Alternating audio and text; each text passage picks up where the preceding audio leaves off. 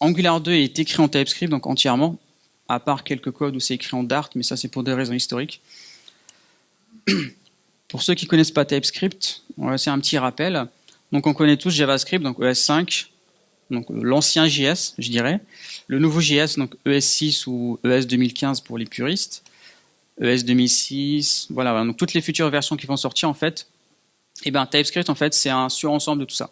C'est-à-dire que TypeScript, c'est du JS valide. Et avec des types, mais les types, c'est optionnel. Mais on verra tout à l'heure quelques exemples de code. Donc voilà, donc avec Angular 2, vous allez pouvoir utiliser soit de l'ES5, comme aujourd'hui, si vous voulez. Je vous le déconseille parce qu'il y a quand même beaucoup de code à écrire. Ou bien de l'ES6, ou plus évidemment, ou vivement conseillé du TypeScript. Voilà, sachant que du TypeScript, c'est uniquement de l'ES6. Mais on verra tout à l'heure pourquoi, qu'est-ce que va nous apporter en fait TypeScript. Je vous ai mis dans les slides quelques liens pour quelques ressources sur TypeScript, donc ça c'est la doc officielle, et puis sur ES6.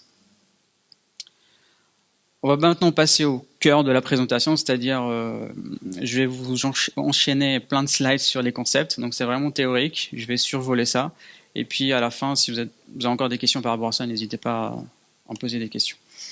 Alors, ce qu'il faut savoir déjà, c'est qu'une application Angular 2, en fait, c'est simplement un arbre de composants. Donc, vous allez avoir un arbre, en fait, plein de composants, et votre application, c'est composé de tout ça.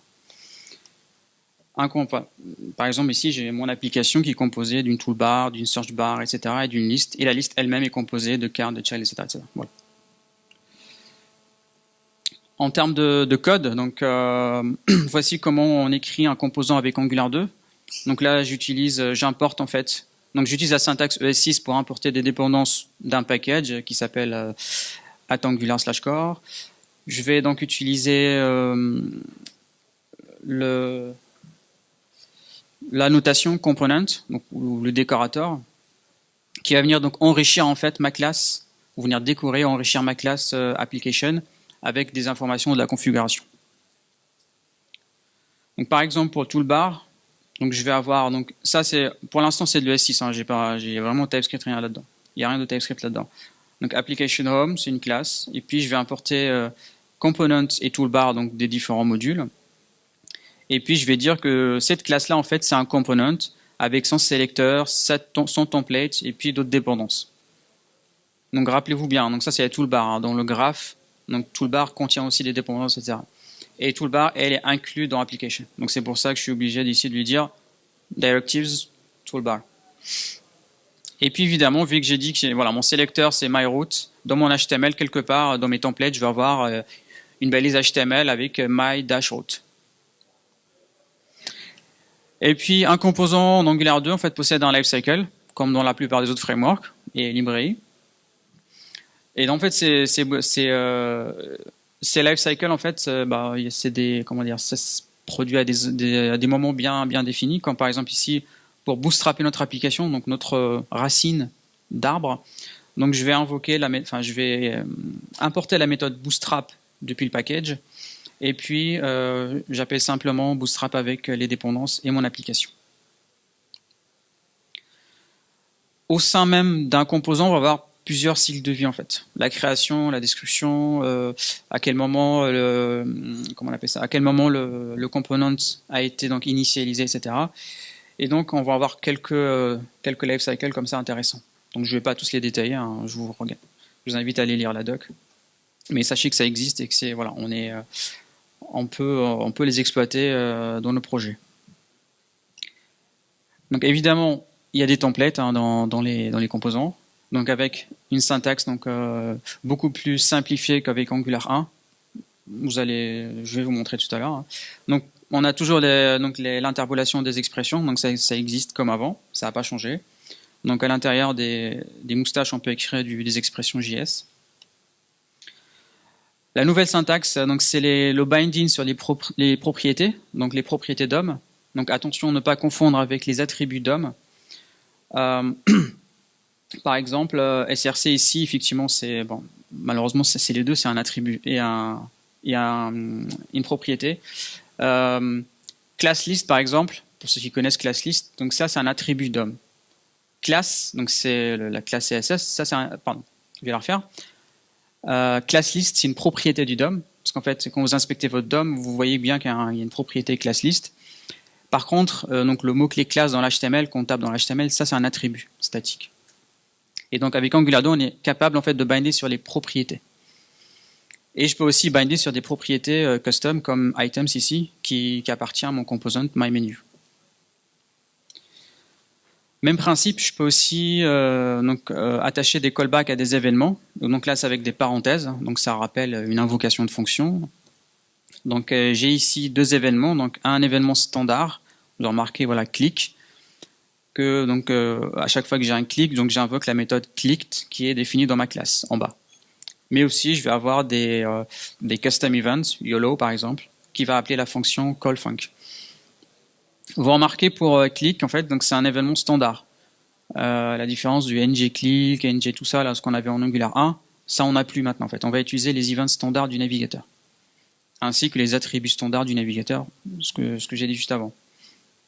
Mais évidemment, j'ai la possibilité de faire mes propres custom events. Alors, les deux, le binding de propriété, en fait, c'est un one-way binding, donc c'est unidirectionnel. Donc, il n'y a plus de bidirectionnel par défaut en Angular 2, contrairement à Angular 1. On a vu les dégâts que ça faisait en Angular 1. Là, on arrête. Maintenant, si vous voulez quand même du bidirectionnel, vous pouvez mélanger les deux syntaxes, parenthèse et crochet. Donc, ça s'explique, hein, en fait. C'est juste un raccourci vers binding sur le ngModel en propriété, et binding sur l'événement ngModel change. Donc à chaque fois en fait que l'événement change, que le modèle change, je refais l'affectation. Ou simplement je peux faire donc le raccourci crochet parenthèse. Donc ça on va le voir, enfin vous allez le voir plus tard hein, dans vos projets, on utilise souvent dans les formulaires uniquement. Un petit résumé, mais il y en a d'autres, hein, mais un petit résumé des attributs, enfin de la nouvelle syntaxe des templates.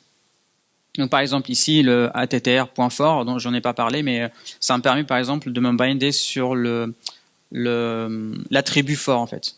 Je vous ai dit tout à l'heure, voilà, j'ai pas voulu en parler, mais je vous ai dit qu'on peut binder uniquement sur les propriétés. Mais si vous voulez vous binder sur les attributs, on peut le préciser avec attr.quelque chose.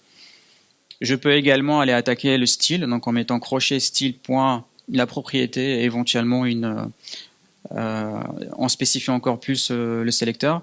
Et dans ce cas-là, je vais modifier directement le style. Bon, alors c'est pas recommandé, mais bon, pour l'époque, c'est rapide. Et puis les deux dernières, je vais en parler juste après. Alors, quelque chose qu'on va retrouver encore dans Angular 2, c'est les directives, mais ce qui est en commun avec Angular 1, c'est juste le nom en fait. On va voir que c'est vraiment différent. Conceptuellement parlant, c'est la même chose, mais c'est beaucoup plus simple et beaucoup plus agréable à utiliser qu'avec Angular 1. Donc il y aura trois types de directives en Angular 2. Les directives structurelles, donc ça c'est les directives qui vont venir modifier le DOM, c'est-à-dire ajouter un bloc, enfin ajouter des éléments DOM ou retirer des éléments DOM. Donc sans surprise, hein, c'est les ngIf et les ngFor, mais il y en a d'autres, mais pour l'instant on va se focaliser sur ces deux-là. À vous remarquer, donc la syntaxe c'est étoile ngIf en camel case et étoile ngFor. Le ngFor en fait, et donc c'est vrai pour le ngIf aussi, hein, mais le ngFor, quand vous allez écrire $étoile ngFor et puis une expression derrière, en fait ça se décompose en dessous sous forme de templates, quelque chose, etc., etc. Pour ceux qui ont remarqué du coup, en fait, la syntaxe template c'est les web components. Donc c'est un standard des 4 standards web components. Et donc Angular exploite beaucoup ça en fait dans la partie directive structurelle. Mais vous n'avez pas besoin de mémoriser la deuxième partie, enfin vous pouvez si vous voulez. La première en fait du coup c'est un raccourci. Étoile quelque chose, ça veut dire que ma directive va du coup créer un template en dessous, etc. avec des notions de shadow DOM. Voilà, pour ceux qui connaissent encore une fois qui connaissent d'ailleurs les web components, les standards web components. Ok, je dois peut-être les détailler, je pense. Alors les web components, donc c'est un standard HTML5, on va dire stable. Bon, il n'est pas implémenté par tous les navigateurs, mais en tout cas dans Chrome c'est bien implémenté, dans Firefox, etc. Safari, peut-être Edge, je sais pas, je vais peut-être m'avancer sur les autres, mais en tout cas c'est standard. Et donc ça nous permet en fait de faire des composants web standards. pour ceux qui connaissent jQuery, donc les plugins jQuery par exemple, c'est l'exemple qu'on voit souvent. Et ben en fait, on peut faire la même chose, mais de façon standard et plus propre et voilà. Quelques exemples quand même de quelques web components que vous connaissez tous. La balise vidéo que vous avez dans votre HTML, c'est une balise web, enfin component entre guillemets. Input aussi. Chaque fois que vous faites un input, derrière en fait le navigateur crée du DOM qui est caché pour nous, mais on peut l'activer dans Chrome par exemple, en lui demandant d'activer le shadow DOM. Alors, dans ce cas-là, on peut naviguer carrément en fait dans le visuel en fait de la balise input, le visuel de la balise vidéo, etc. Et donc avec Angular 2, voici comment on peut le faire. Étoile plutôt, étoile ng4 ou étoile ngif. Deuxième famille d'attributs, on va avoir donc des attributs qui vont venir à rajouter un comportement à un élément DOM, donc comme ceci. Et puis la dernière catégorie en fait c'est les components dont je vous ai parlé juste avant. Donc oui, les components en fait c'est des directives en dessous. C'est simplement des directives avec un template supplémentaire. Voilà, il n'y a rien à dire sur les components, c'est ce qu'on a vu avant vraiment.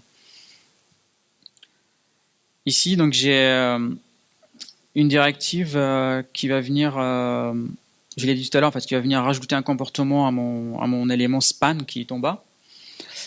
Donc, je vous passe la syntaxe, mais voici comment en fait on écrit une directive comparée à ce qu'on fait avant avec Angular 1. Donc, il n'y a plus besoin de mémoriser les transclusions, les restricts et tout ça. L'API, c'est celle-là en fait. On a une annotation add directive et elle prend les mêmes paramètres que les annotations components qu'on a vu tout à l'heure. Avec juste le sélecteur qui change, mais ça c'est du détail. Petite précision quand même. Quand vous allez faire en fait des directives qui vont manipuler le DOM, petit conseil, ne touchez jamais en fait au DOM directement. Ne faites pas des query selector ou des window get element by ID. Passez par des renderers, ce qu'on appelle des renderers ici. Par exemple ici, simplement parce que donc je vous ai parlé tout à l'heure rapidement qu'en Angular on est capable de l'exécuter côté serveur, etc. Donc vous doutez bien que côté serveur il n'y a pas de DOM. Donc si vous faites des documents de sélecteur et tout ça, l'application ne va pas marcher. Et donc le projet Angular Universal, donc je suis contributeur aussi. En fait, on fait pas mal de travail pour vous abstraire toutes ces contraintes-là, mais à des fois, on peut rien faire. Donc, si vous attaquez directement Windows ou des éléments comme ça, sauf, après, évidemment, sauf si vous n'avez pas besoin de support serveur. Ce que je peux comprendre aussi. Mais bon, passons. Donc, on a aussi donc un component en fait quand il affiche l'information, il va pouvoir donc la formater. Donc ça, c'est avec les pipes. Alors les pipes, il n'y a pas de nouveauté, hein, c'est les filtres d'Angular 1. Ça a été juste renommé en fait en pipes. C'est plus Unix-like. Évidemment, donc Angular 2 embarque pas mal de pipes, donc la date, etc. Formater la date, voilà tous les trucs classiques, la monnaie. Et voici la syntaxe. Donc on est toujours sur des annotations pipe avec un name et je lui donne du coup j'implémente l'API transform. Rien de sorcier, hein. Franchement c'est vraiment plus simple. Rapidement que voilà, en plus du fait qu'on va pouvoir donc formater l'information de manière statique, on va pouvoir la faire aussi de manière asynchrone. Et c'est ça en fait donc la puissance des pipes en Angular 2. Donc c'est un petit plus qu'on a par rapport à Angular 1. C'est-à-dire que je peux en fait avoir des pipes qui vont venir faire des appels serveurs en fait, vraiment des actions asynchrones et retourner donc l'information plus tard. Donc typiquement, je peux avoir un fichier JSON. Bon, c'est pas ici, mais un fichier par exemple, je peux traduire. Donc je vais faire un pipe translate. Alors c'est un exemple, hein, ça sera pas le cas, mais mon pipe récupère l'URL, fait une requête XHR, etc., récupère l'information, puis la retourne à la vue. Et donc elle s'affichera après. Donc on sera capable de le faire. Et on verra tout à l'heure. Enfin, je pense, mais en tout cas, il y a aussi des pipes qui vont vous permettre de souscrire à des événements directement. Alors, ça, c'est donc les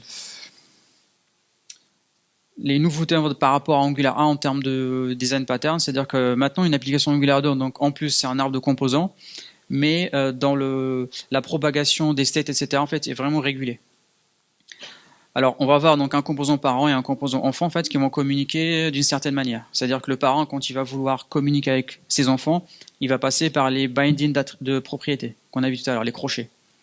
À chaque fois qu'il va passer un input, donc on appelle ça un input, il va lui passer via les attributs. Les attributs, les propriétés, pardon. Et donc, pareil, l'enfant, quand il va vouloir parler avec son parent direct, il va pas les modifier directement les API, en fait, il va passer par des événements.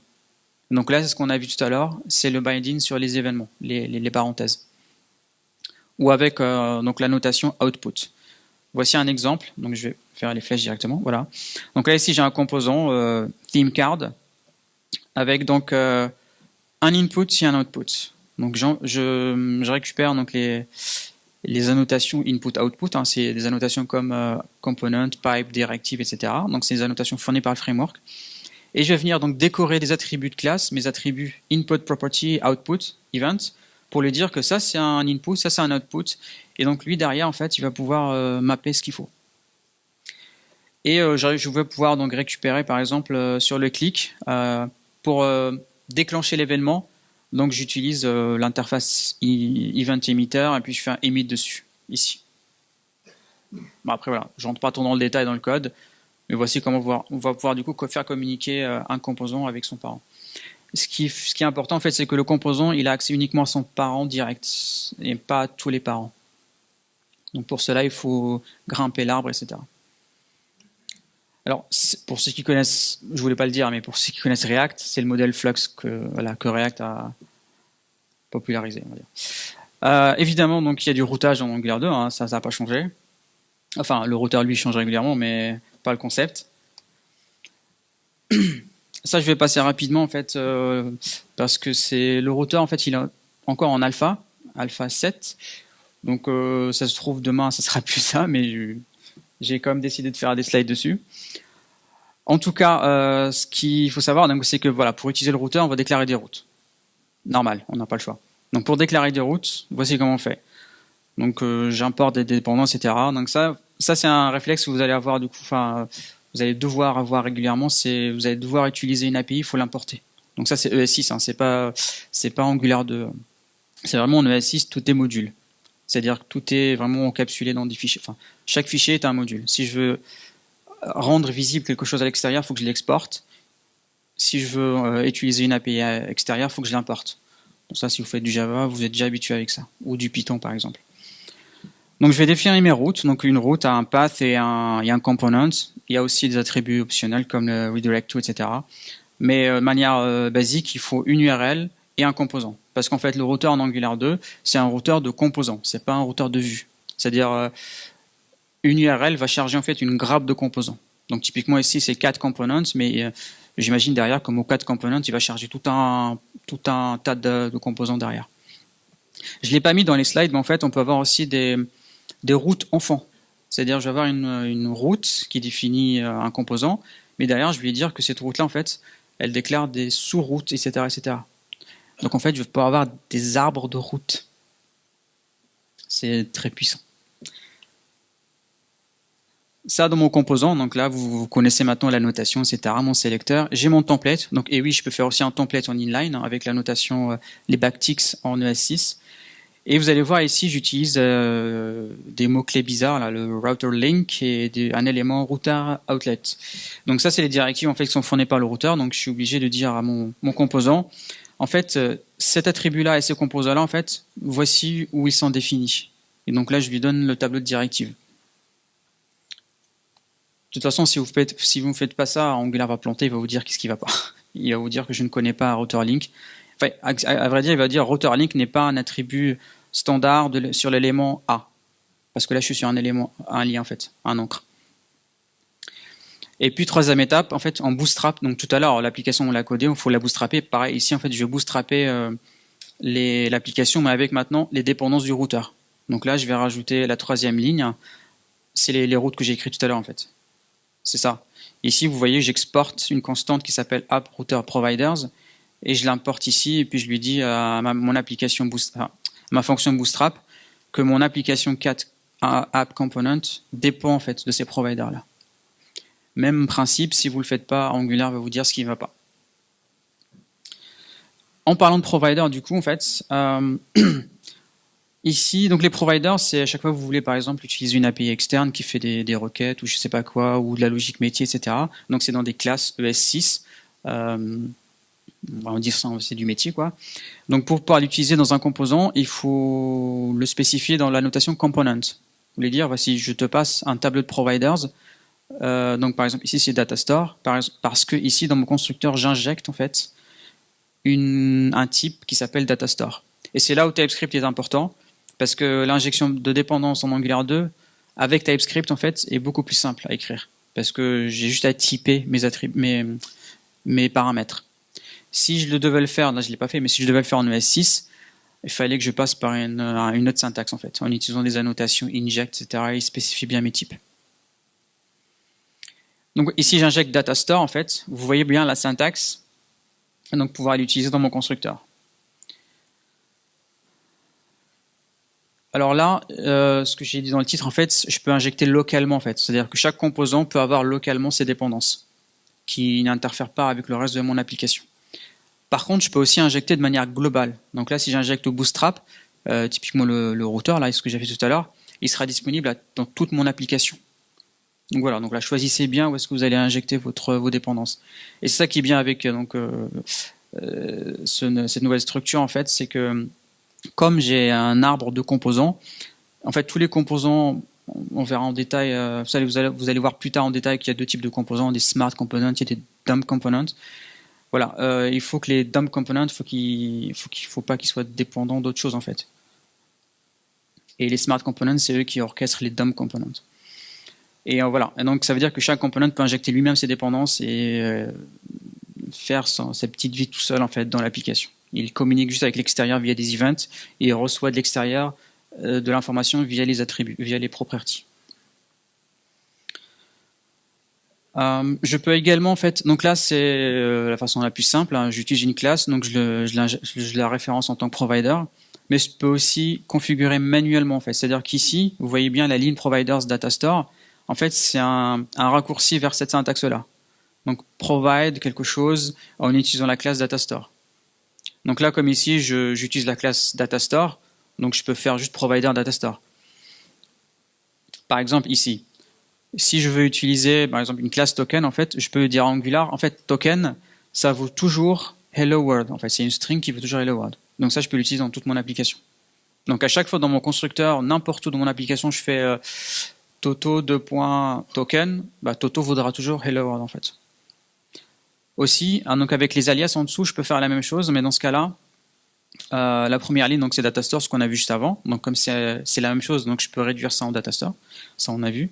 Mais aussi, par exemple, pour les tests unitaires, je vais pouvoir changer le type en fait de ce que j'injecte. Donc dans mon application, je vais injecter mocked Datastore, mais en fait, ça correspond en fait à Datastore. Donc use existing, ça veut dire on utilise une autre classe qui existe déjà en fait. Sinon, ma préférée en fait c'est la dernière, donc c'est voilà, ce que j'ai pas dit effectivement, j'ai oublié de le préciser. En Angular 2 comme en Angular 1, tout est singleton. Donc là, quand on injecte des dépendances, c'est des singletons. Donc si je veux une factory, il faut que je la fasse moi-même. Donc c'est le dernier exemple. C'est-à-dire que je vais pouvoir dire, ok, Datastore, mais en fait, au lieu d'utiliser la même instance, je vais créer une nouvelle instance. Et donc ça, c'est la syntaxe un peu riche parce que j'imagine que Datastore prend des dépendances, mais s'il n'y avait pas de dépendance, j'aurais pu directement enlever ces attributs-là, puis enlever mon tableau, parce que j'en ai pas besoin. Donc voilà rapidement les quelques concepts sur Angular 2. Donc ce qu'on a vu, les composants. Donc c'est, en fait, là, je vous ai présenté vraiment le nécessaire pour commencer en fait un projet. Donc les composants, les états des composants, etc. La gestion des lifecycle. On a vu les pipes, même si c'est pas très important les pipes, remarque, mais bon. Les providers, c'est très important. Le routeur qui est toujours en développement, mais normalement, au bout de la 3e itération, je pense que là, ça va être stable. Or, ce qu'on n'a pas vu, par contre, c'est tout ce qui est HTTP. Donc là, HTTP, voilà, pour communiquer avec le monde, avec les services. Les observables, les RxJS pour la partie donc réactive. Les animations aussi. Donc avec Angular 2, en fait, on a toute une bibliothèque d'animation qui est d'ailleurs basée sur les web animations, donc c'est du standard aussi. les formulaires, l'internationalisation, etc., le material design. Bref, il y a plein de choses en fait qu'on n'a pas vu aujourd'hui. Et honnêtement, entre nous, on est plusieurs, mais entre nous en fait, pour chaque sujet, il faut au moins un talk de 20 minutes pour vraiment préciser. Typiquement, j'ai des slides sur les serveurs rendering, j'ai des slides sur RxJS. Il faut que j'en fasse d'autres pour le reste. Mais voilà, il faut vraiment, pour détailler, il faut vraiment du temps en fait. Donc on va passer à la suite, qui reste un quart d'heure, c'est cool. Donc la partie outillage. Alors, avec Angular 2, ce que je vous ai dit tout à l'heure à l'introduction, en fait, on peut utiliser plusieurs langages. Donc du Dart, de l'ES 5.6, du TypeScript aussi. Ce que j'ai pas rajouté, mais bon, en fait, on peut aussi utiliser du Clojure, mais bon, c'est pas très documenté pour l'instant. Ouais, donc je vous ai dit aussi qu'Angular 2 est entièrement codé en TypeScript. On va dire 98% du code est écrit en TypeScript, le reste c'est du Dart.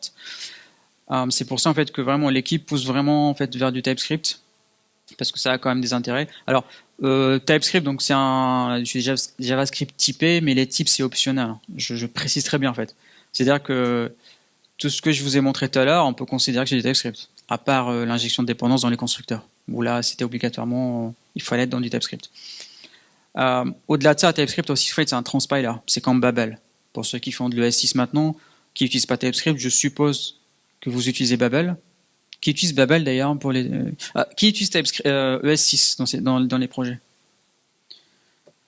Qui est développeur dans la salle? D'accord, c'est pour ça. Okay. En fait, maintenant, on fait de l'ES6, donc c'est le nouveau JavaScript. Et en fait, le nouveau JavaScript n'est pas entièrement reconnu par tous les navigateurs récents. À part donc Safari qui a annoncé la semaine dernière qu'ils supportent 100% de l'ES6 et Chrome, ça sera dans la version 52. Donc là, normalement, théoriquement, on n'aura pas besoin de Babel ou d'un autre outil pour transformer le langage, on va dire le nouveau langage vers des vieux langages pour les navigateurs, pour les vieux navigateurs. Et donc TypeScript, en fait, c'est un autre outil pour transformer aussi du nouveau langage vers du vieux langage. Mais comme les standards évoluent, en fait, là, donc ES6, je préfère appeler ES6, 7.8, c'est plus clair. Donc ES6, c'est sorti l'année dernière, en fait, c'est sorti en juin dernier. ES7, ça va sortir cette année, donc bientôt, là, cet été. Et vous voyez bien que les navigateurs, ils ont à peine eu le temps, en fait, de supporter ES6. Et donc, quand ES7 sera supporté par des navigateurs, il y aura ES8, ES9, etc. Donc, c'est pour ça, en fait, qu'on aura toujours besoin de ces outils-là, comme TypeScript ou Babel, qui sont les plus connus, qui vont nous permettre, en fait, nous, développeurs, d'avoir une expérience de développement assez intéressante, assez riche. On va utiliser, en gros, les derniers langages, etc. Mais on va laisser l'outil transformer ça vers une vieille syntaxe. Et donc, il se trouve que TypeScript fait la même chose, mais en plus, on peut rajouter du type. Donc, pour vraiment catcher les erreurs vraiment en amont, de manière statique, en fait, une fois que c'est transpilé, il n'y a pas de type, en fait, il n'y a rien. Le type, c'est uniquement dans l'IDE. Ça aide l'IDE, en fait, à trouver les erreurs rapidement et aussi proposer de l'autocomplétion, de l'intelligence. Parlons d'IDE, du coup, en fait, il y a des IDE et des éditeurs, donc il y en a quelques-uns. Actuellement, en fait, donc moi, je dev principalement sur Atom, qui a un bon plugin. D'ailleurs, en fait, il y a des plugins TypeScript pour tous ces éditeurs-là. Eclipse, je sais pas, j'ai un doute, mais peut-être. Quelqu'un utilise Eclipse avec TypeScript? Non. Alors, je sais pas, faut vérifier. Peut-être, je pense, peut-être. Par contre, je sais que WebStorm, donc IntelliJ, en fait, ils ont un très bon support en Angular 2 et TypeScript. Voilà, pour ceux qui préfèrent les IDE. Et Vim et Emacs, je suis pas testé, mais... désolé. En termes de build system, alors je vous ai mis en fait tout ce qui se fait actuellement. Donc il y a ce qui est poussé par les différents starters que vous allez trouver sur GitHub. Donc les starters, c'est des exemples de projets qui vous permettent de démarrer directement en fait le projet. L'équivalent des générateurs Human pour ceux qui connaissent. Donc voilà, on peut faire ceux qui préfèrent Webpack, il y a ce qu'il faut, Browserify, il y a ce qu'il faut, etc. Gulp et tout le reste. Par contre, moi, ce que je vais vous dire, en fait, c'est qu'il faut maintenant utiliser le CLI, parce qu'en fait, on a je vais dire un gros mot, en fait, on s'est fait chier à le faire. Il faut vraiment l'utiliser, donc c'est basé sur ce que j'ai dit tout à l'heure sur Ember, donc c'est pas mal, ça permet de générer l'arborescence d'un projet, générer des composants, générer des services, générer le squelette des tests unitaires, vous aider à exécuter les tests unitaires, vous aider à builder, à déployer. Bon, pour l'instant, ça déploie uniquement sur GitHub Pages, mais on va pouvoir imaginer par la suite se déployer sur d'autres serveurs. Voilà, donc pour l'instant c'est en bêta, ça marche plutôt bien pour les petits projets. C'est en bêta, hein, donc voilà. Voilà, pour la partie outils. Maintenant, pour la partie stratégie de migration. Donc ça, c'est tout le monde pose la question. Alors, il existe en fait une stratégie bien décrite sur le site angular.io. À la base, en fait, il y avait 3 stratégies, mais il y en a une qui s'est un peu distinguée. Voilà, c'est en gros migrer palier par palier, en fait, pas par pas, l'application. On va dire feature par feature, bloc par bloc. C'est à vous de voir en fait ce que ça veut dire pas par pas. Mais tout ce qu'il faut savoir déjà, c'est qu'il faut que votre application Angular 1 respecte les bonnes pratiques, parce que voilà, si l'application respecte les bonnes pratiques, on va facilement se retrouver en fait dans le code, notamment avec la décomposition du projet par feature et non pas par contrôleur, service, etc. Éventuellement utiliser un module loader, donc soit require, soit je vous conseille System.js parce que c'est celui qui est utilisé avec Angular 2. Et puis, si vous le pouvez, migrer vers du TypeScript, ou au moins, si vous n'aimez pas TypeScript, au moins sur du S6. Parce qu'en fait, la grosse difficulté, à mon avis, en fait, du passage entre Angular 1 et Angular 2, c'est la syntaxe. Et la syntaxe, c'est pas Angular 2, en fait, c'est parce qu'on a changé de syntaxe de langage. C'est-à-dire que le JavaScript, maintenant, on écrit des classes plutôt que faire des fonctions, etc. Bon, sous le capot, c'est la même chose, c'est des prototypes. Mais syntaxiquement parlant, en fait, ça change. Donc voilà, donc ça casse un peu le code, en fait. Donc déjà, voilà, passer sur du S6 ou de préférence vers du TypeScript. Et puis, ce que je l'ai pas mis dans les slides ici, mais de toute façon, c'est très bien détaillé, c'est un gros pavé sur le blog. Il faut déjà être sur Angular 1.5, en fait. Et ça, c'est un prérequis parce qu'avec Angular 1.5, en fait, il y a pas mal de choses qui sont backportées d'Angular 2 vers Angular 1. Ouais, c'est ça. Comme notamment le routeur, comme l'histoire des composants, là, dont je vous parlais depuis tout à l'heure, les components, avec leur lifecycle. Donc avec Angular 1, on a les modules.directive, module.service, module.contrôleur. Maintenant, en fait, on a un truc qui s'appelle module.component, qui est en fait simplement un alias. En fait, c'est en gros une directive avec le contrôleur mixé et qui follow du coup les principes d'Angular 2. Et après, il y a aussi l'utilisation en fait d'un outil qui s'appelle donc le ng-upgrade, qui est c'est juste c'est juste wow, en fait, ça va vous permettre dans une seule application de lancer Angular 1 et Angular 2 en même temps en fait. Et lui fait la traduction pour vous. Donc ici voilà, j'ai mon arbre de composants. Très important, hein, très très important, c'est une application Angular 1. Donc la racine c'est A1, c'est Angular 1. Après il y a peut-être des scénarios où vous allez prendre Angular 2, mettre de l'Angular 1, je sais pas pourquoi, mais bon, ça peut arriver. Mais en tout cas, le ng-upgrade fonctionne comme ça en fait. Ça bootstrap avec Angular 1. Je vais passer rapidement en détail, mais en gros, quand vous allez faire appeler des dépendances en fait depuis Angular 1, si vous appelez des dépendances Angular 2, en fait, l'outil fait la traduction pour vous. Il fait un downgrade. Mais depuis Angular 2, si vous appelez l'Angular 1, il va vous faire un upgrade en fait. Mais bon, ça, vous n'êtes pas obligé de le savoir. Lui, il le fait pour vous. Donc voilà, tout ça, donc c'est sur le doc, c'est très bien documenté. C'est sur le site, c'est très bien documenté. Donc vous cliquerez tout à l'heure sur l'icône. Voilà, donc il me reste 7 minutes pour faire un feedback rapide sur sur les retours qu'on a eu en discutant avec les développeurs, etc. Sur donc Angular 2. Donc il y a des plus et des moins forcément. On a eu des choses comme quoi, en fait.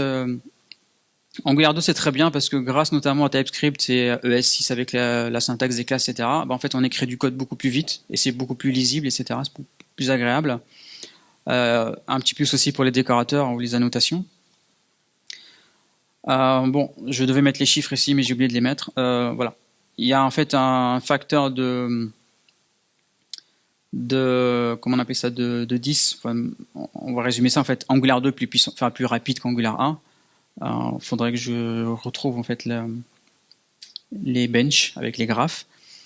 Mais en tout cas, grâce à cette nouvelle structuration d'application sous forme d'arbre et le fait que le state, le parent ne peut pas l'enfant ne peut pas modifier l'état du parent, etc., etc. Bref, Flux, en fait, on a en fait la détection de changement qui est beaucoup plus rapide comparé à Angular 1. Angular 1 avec la digest loop, la boucle de digestion, c'était vraiment le cauchemar, etc. Là, c'est vraiment beaucoup plus rapide. Et en fait, l'équipe travaille régulièrement pour améliorer encore plus les perfs. En termes de performance, c'est-à-dire à l'exécution, mais aussi en termes de taille de la librairie, de poids de fichier, etc. Pour la petite anecdote, en fait, là actuellement, je crois qu'ils sont à 47K. En fait, ils sont passés de 200 kg à 47K en optimisant au fur et à mesure. Et donc Brad Green, en fait, qui est le product manager d'Angular 2, leur a dit que s'ils arrivent à 10 kg, il leur fait un gâteau au chocolat. Donc on va voir ça. Donc Angular 2 est basé sur les standards du web. Donc si vous connaissez les standards du web, vous connaissez déjà pas mal de choses sur Angular 2. Alors que ce soit web, mobile, mais aussi serveur. Et bon, ça je l'ai mis quand même parce que voilà, ça pourrait intéresser certaines personnes. Le support de IE, donc il y a un IE 9 et plus. Alors le support, il n'est pas fait par l'équipe en fait Angular, il est fait par une boîte externe que je ne vais pas citer, mais voilà, c'est une boîte française.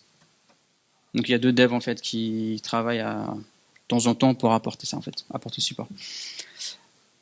Comme Angular en fait n'est pas très lié au DOM, donc ce que je vous ai dit tout à l'heure sur les renderers, en fait on est capable d'exécuter une même application mais avec zéro modification, enfin plus ou moins zéro modification sur un navigateur, mais aussi sur un web worker. Donc web worker en fait c'est un thread côté navigateur, mais il n'y a pas de DOM en fait, c'est vraiment isolé, mais aussi sur un mobile ou sur un serveur. Donc voilà, en fait on n'est plus limité au DOM. Et puis, donc avec l'UCLI, on va pouvoir bootstrapper un projet vraiment rapidement. Alors, les moins. Donc, il y a plein de gens qui n'aiment pas la syntaxe. Moi, j'ai envie de dire que c'est que la syntaxe. Enfin, faut prendre le temps d'apprendre, tout simplement. Et de toute façon, ES6, c'est un standard maintenant. Donc, de toute façon, vous êtes obligé d'apprendre la nouvelle syntaxe. Avant en fait on me disait ouais mais il n'y avait pas de convention, il n'y a pas de trucs clairs et nets, les style guides. Maintenant en fait on a des style guides qui sont poussés par John Papa et Minko, et d'autres gens qui n'aiment pas du tout l'injection de dépendance. J'ai rien à dire pour eux. Désolé. Quelques exemples rapidement d'appli en fait que j'ai codé personnellement, mais pas que. Donc ça c'est une sorte de quiz en fait, un QCM pour les entretiens techniques. Ça c'est une petite application bidon qui recherche des gifs en fait avec la voix. Ça c'est moi. Ça c'est une application réalisée récemment en fait pour un hackathon, Angular Attacks pour ceux qui connaissent. Et du coup j'ai gagné en fait, voilà, avec ça. Et il y a un site qui répertorie en fait c'est toutes les applications développées avec Angular 2. Donc c'est madewithangular2.com. Et vous avez le même pour Angular 1. Donc c'est une sorte de vitrine en fait des clients qui utilisent, enfin des marques, etc. qui utilisent Angular. Et voilà, on finit rapidement avec quelques réflexions. Donc ça, Jeff Wellplay, c'est un autre GDE Angular en fait qui dit que Angular 2 en fait embarque les mêmes concepts qu'Angular 1 de manière vraiment mieux réfléchi, etc. en fait, et plus agréable à utiliser. John Papa, lui, effectivement, il dit que voilà, si vous avez une équipe, vous avez travaillé, vous avez des compétences Angular 1, en fait, vous êtes déjà préparé pour Angular 2. Après, il faut nuancer. Personnellement, je considère que si vous avez jamais fait d'Angular 1, c'est pas un problème. Vous avez vu, enfin, c'est une nouvelle syntaxe, c'est nouveau en fait, pas mal de nouveautés. Donc c'est pas très gênant en soi. Et puis, je me cite aussi, ce que je répète depuis tout à l'heure, en fait, donc Angular 2 est vraiment bâti sur les standards du web. Donc voilà, donc si vous connaissez ces standards-là, donc les web components, le DOM, le CSS, tout ça, vous connaissez déjà une bonne partie d'Angular 2. Et aussi, Angular 2, en fait, c'est une plateforme, c'est pas juste un framework. Donc on est avec le CLI, avec le serveur, avec tout ça en fait. Quelques ressources pour finir, donc j'ai mis quelques liens. Angular 2 Bible, en fait, c'est un repo GitHub qui référence plein de liens sur Angular 2. Donc, que ce soit des formations, des tutoriaux, des vidéos, tout. La playlist YouTube de la dernière NGConf 2016. Alors NGConf, en fait, c'est la conf officielle Angular, donc qui se déroule tous les ans en Utah, donc Salt Lake City. Donc en gros, toutes les nouveautés, en fait. Il y en a 2 par an. Il y a celle-là qui est à Salt Lake City. Il y a la prochaine qui sera à Londres, donc Angular Connect. Et il y en aura une en France en octobre, NG Europe. Et un petit slide, voilà, donc Sphère recrute. Pour ceux qui veulent venir à NG Europe, en fait, donc il y a un coupon de réduction, donc n'hésitez pas à l'utiliser. J'enverrai tout à l'heure un tweet avec les slides, hein, vous aurez tous les slides en fait. Et puis voilà, donc merci à vous, et je suis à 30 secondes de la fin. Cool.